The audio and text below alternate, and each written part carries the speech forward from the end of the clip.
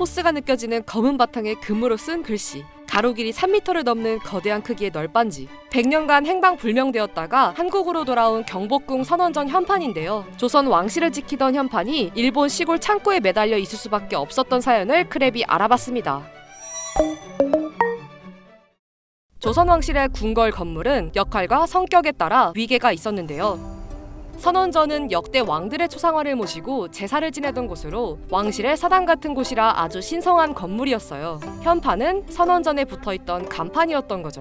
그런데 이런 신성한 현판이 일본의 한 시골 창고에서 발견된 겁니다. 그러니까 이게 어떻게 된 거냐면요. 1932년 일제가 이토 히로부미를 추모하기 위해 방문사를 지으면서 하필 이 선원전을 헐어서 사용했고요. 그때 이 현판이 행방불명된 겁니다. 이때부터 조선 왕실의 뿌리나 다름없던 선원전과 현판이 자취를 감추게 된 건데요. 그렇게 시간이 흐르고 2016년 현판이 다시 모습을 드러냈습니다. 한 박물관 관장이 조선총독부 초대 총독인 데라우치 관련 자료를 찾다가 그의 고향 야마구치현에 조선관이라고 불리는 건물이 있었다는 걸 알게 됐고, 건물을 찾다가 한 일본인 부부의 집까지 가게 된 거죠. 그리고 그 부부의 시골집 창고에 매달린 선원전 현판을 보게 된 겁니다. 알고 보니 그 부부의 남편 할아버지가 조선관을 직접 철거했던 건설업자였다는 겁니다. 무너졌던 정각을 이렇게 철거하는 과정 속에서 현판이 나왔대요. 너무 역사적인 것 같고 경외심이 느껴져서 버리면 천벌을 받을 것 같았다. 집으로 가지고 와서 물에 젖지 않게 하기 위해서 창고 2층에 매달아서 보관을 했었다. 현판을 발견하고 환수를 위해 설득에 나섰지만 거절당했고요. 김성현 관장이 창고를 다시 찾았을 때는 이미 이사를 간 뒤라 더 이상 그들을 찾을 수 없었다고 합니다. 다시 7년이 흐른 2023년 11월, 이번에는 국가유산청에 첩보가 하나 들어오는데요. 한 달 뒤에 열리는 일본 고미술품 경매 행사에 조선시대 유물이 출품된다는 소식이었습니다. 그들의 눈길을 사로잡은 건 바로 이 문구.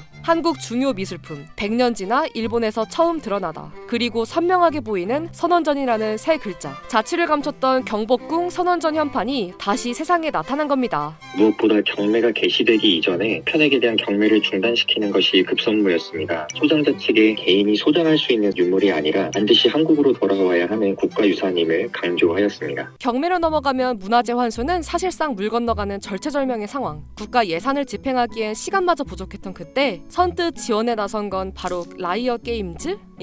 게임사? 사실 라이어 게임즈는 2011년부터 14년째 국가유산 지킴이로 활동해왔고요. 국가유산청과 협약을 맺고 해외 반출 문화재 탐색부터 매입까지 모든 과정을 지원하고 있습니다. 누적 금액만 93억 원에 이번이 벌써 7번째 환수라고 하는데요. 경매 특성상 타이밍을 놓치면 환수하기가 되게 어렵게 되는데 국가예산 같은 경우에는 신속하게 활용하기가 어려워서 이럴 때 라이엇게임즈가 기부했던 예산이 활용되는 구조라고 보시면 되겠습니다. 우여곡절 끝에 한국으로 돌아온 조선 왕실의 뿌리 선원전 현판은 2월 27일 언론에 처음으로 공개될 예정인데요. 국립고궁박물관에서 보존관리를 받고 상태에 따라 공개 여부가 결정된다고 합니다. 긴 시간을 돌고 돌아 다시 제자리를 찾게 된 경복궁 선원전 현판. 우리가 아직까지 찾지 못한 소중한 문화유산이 있다면 댓글로 알려주세요. 크랩이 또 알아보겠습니다.